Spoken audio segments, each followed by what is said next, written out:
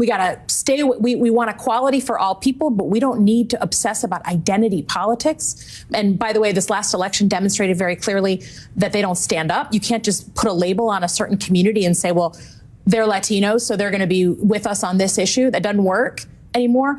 And then, if I can be frank, we got to be honest that the traditional ways of communicating through the media, including this, are just not the way that many, many people are getting their information. And if you stay in your little foxhole and only talk to your friends, you shouldn't be surprised on election. That's Democrat Senator-elect Elissa Slotkin telling MSNBC host and establishment media puppet Jen Psaki that her network is irrelevant and the progressive propaganda pushed by Democrats for so long isn't as great as they think it is. Welcome to Nerk News, I'm Nerkish, and it looks like some liberals are actually responding to the political realignment signaled in the recent election. Even the progressive darling AOC has been making headlines by dropping pronouns from her Twitter bio, asking her followers for Trump-friendly podcasts, calling Kamala Harris fake, and acknowledging that if Democrats want to win the next election, it might be a good idea for them to start listening to the mandates sent to them by the American people this election. Any party, and I can only represent the Democratic Party, needs to focus on the things that keep people up at night. That's their pocketbooks and their kids. The economic situation, inflation, of course, but even beyond inflation, it has just become harder to get in and to stay into the middle class. And if we do not address that as a very complicated democracy experiment in democracy, we got a problem.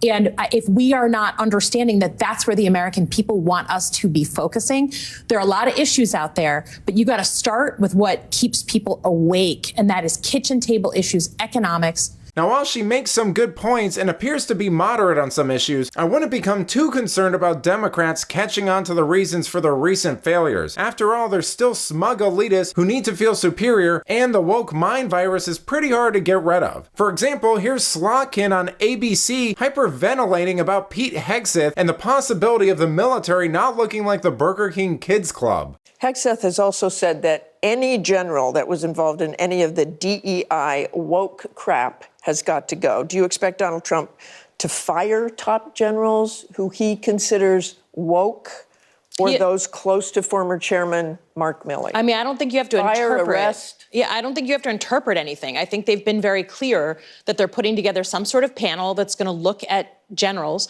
people who have served their nation their entire lives over multiple administrations, Democrat and Republican, in combat. They are now openly talking about dismissing them like some sort of kangaroo court. You can imagine the stress in the Pentagon about that, but also on the future of who we are as a military, right? Our military and the role of the military is in the Constitution for a reason, and I think we're really at risk of politicizing the military in a way that we can't put the genie back in the bottle. But there have been issues with recruiting of late, and Hegseth talks about that. Sure. I mean, there's issues with recruiting. I think you talk to any business leader, there's issues with recruiting as well. There's just a high demand signal, but I don't think that showing that you can be summarily fired in this system is a way to increase recruiting. And, I will just take note that he said it would attract normal males if we... Well, his idea of normal may be different. We want a diverse force.